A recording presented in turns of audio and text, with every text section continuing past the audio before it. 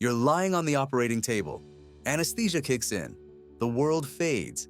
And that's when the real conversation starts. Surgeons have secrets, not the kind that'll get them fired, but the kind they'd never admit to your face. Today, you're getting the unfiltered truth from inside the OR. No sugarcoating, no hospital PR. Stay with me. You'll never look at surgery the same way again. Surgeons talk. A lot. Think surgeons are silent, laser-focused monks during your procedure? Think again. The moment you're under, the OR turns into a podcast studio. They're talking about their weekend plans, their kid's soccer game, what they're having for lunch. Sometimes, they're even playing music, classic rock, hip-hop, Taylor Swift on repeat. One cardiac surgeon admitted they've had full debates about Marvel movies while operating. Another said they once rated every fast food chain's fries during a 3-hour procedure. But here's what matters. This isn't a distraction. It's focus. Studies show surgeons who talk during surgery actually perform better. The casual banter keeps stress low and minds sharp. Silence? That's when things get tense. That's when mistakes happen. So if you could hear what's happening while you were out cold, you'd probably hear your surgeon debating whether a hot dog is a sandwich, right before they stitch you up perfectly. And honestly, that's exactly how it should be.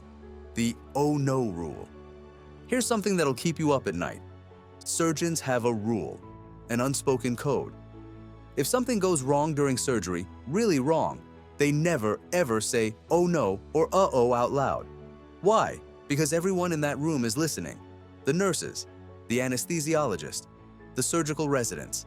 And if the lead surgeon panics, the whole team spirals. Instead, they use code phrases: calm, clinical, boring. Let's slow down here. Can we get a consultation? Interesting finding. Interesting finding is surgeons speak for, this is not going according to plan, but we're handling it. One vascular surgeon said they once nicked an artery during what should have been a routine procedure. Blood started pooling fast, but instead of freaking out, they calmly asked for more suction and said, let's irrigate and get better visualization.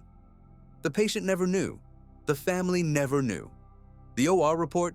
Totally clean. Because in surgery, perception is reality.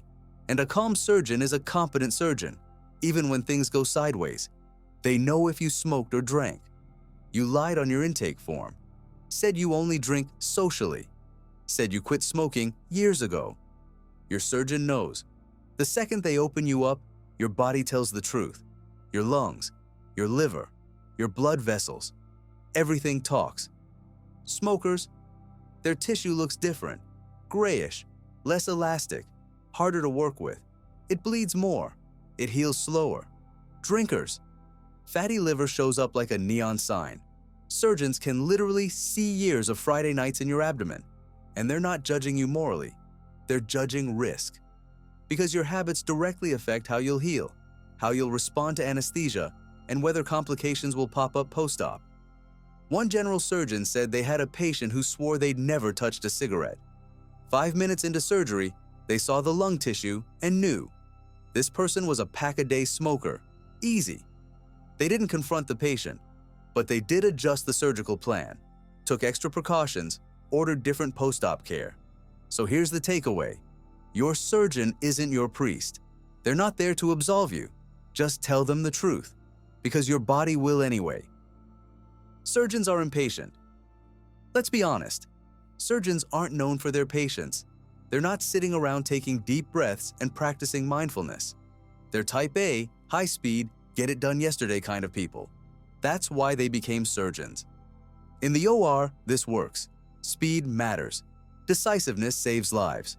But outside the OR, that impatience leaks everywhere. They get frustrated when residents move too slow, when equipment isn't prepped perfectly, when the schedule runs behind because someone in pre-op took too long asking questions.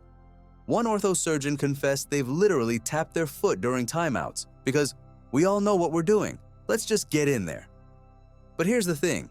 Impatience isn't always bad. It creates efficiency. It pushes the system forward. And honestly, you want a surgeon who's a little bit impatient because they're not going to waste time. They're going to get in, do the job right, and get out. Just don't expect them to sit and chat about your feelings for 20 minutes. That's not their lane. Time pressure is real. Surgery isn't just medicine, it's a business, and that means your surgeon is on a clock.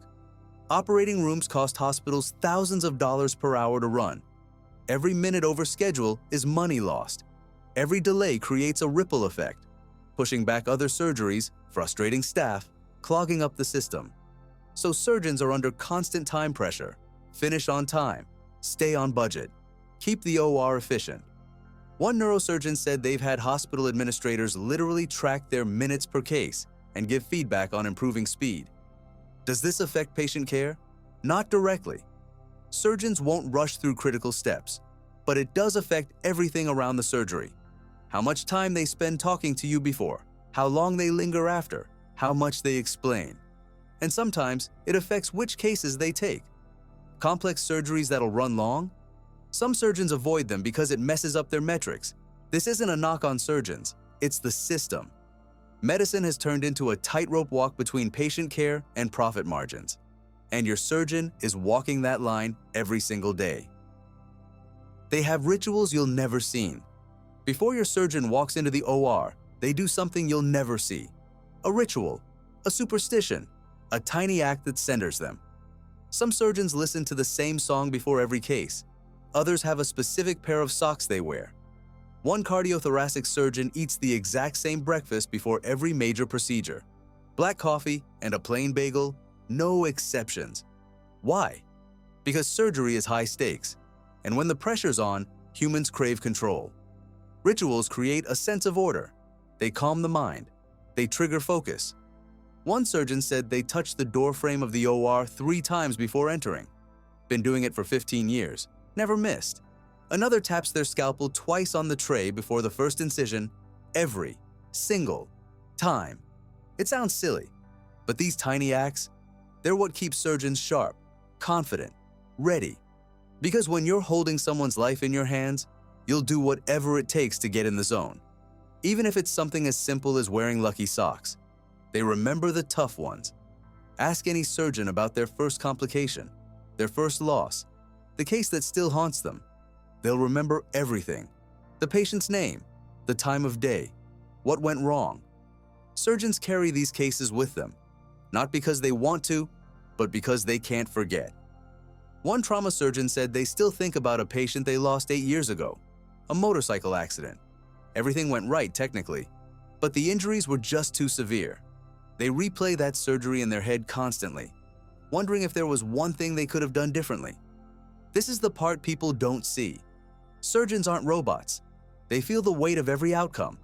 The successes fade, but the tough ones, those stick, and it makes them better. Be more careful, more thorough, because every surgeon knows there's always another case, another life, another chance to get it right. Not all surgeons like each other. Hospitals are full of egos, and surgeons? They've got some of the biggest. Not all of them get along, not even close. Some have feuds that go back years, disagreements over technique, clashes over OR time, personality conflicts that never healed. But here's the crazy part. They still work together, professionally, effectively. Because when you're in the OR, personal beef doesn't matter. The patient matters. The outcome matters. One anesthesiologist said they've watched 2 surgeons who openly can't stand each other perform a 6-hour procedure together without a single issue. Total professionals, communicated perfectly, saved a life. Then we walked out and didn't say a word to each other. That's the surgeon code. Leave the drama outside the OR. Do the job. Save the patient. They have dark humor. If you ever walked into a surgeon's lounge, you'd be shocked. The jokes are dark, like pitch black dark, morbid, twisted. They laugh about things that would make normal people uncomfortable. Failed intubations, bizarre injuries,